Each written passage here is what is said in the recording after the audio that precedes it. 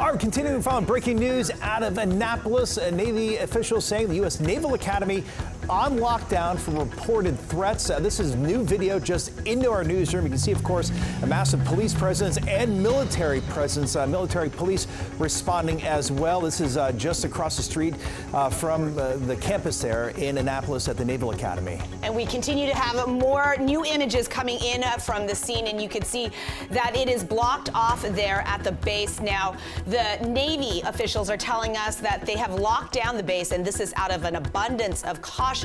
They're also working with local law enforcement during this investigation to look into if the threat is viable there on campus. And we know that we've heard several threats that have come out after the assassination of Charlie Kirk, the conservative activist, that happened yesterday, including local lawmakers receiving threats, as well as historically black colleges. In fact, Hampton and Virginia State both say that they canceled classes and locked down today because of those threats. But here, as in the district and in Maryland, Howard and Bowie State, they both say they're monitoring this situation and the potential for threats at other campuses, but they are not aware of any direct threats on their campus. Yeah, we do have crews here in Annapolis. Our Yamarisa Say is just gathering some information right now, working her sources, and once we get to her, we'll go live and get the latest here in Annapolis as the campus of the United States Naval Academy on lockdown at this hour.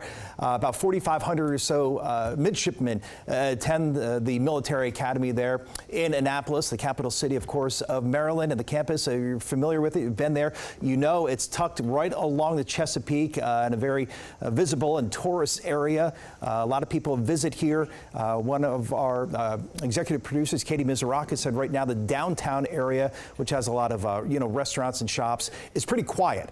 It closes down after business, but this is right there by the United States Naval Academy, but obviously just a flood of first responders right now. And it is just one of so many areas that all law enforcement have to make sure that they are able to fan out and cover and check on all of these threats as they're coming in.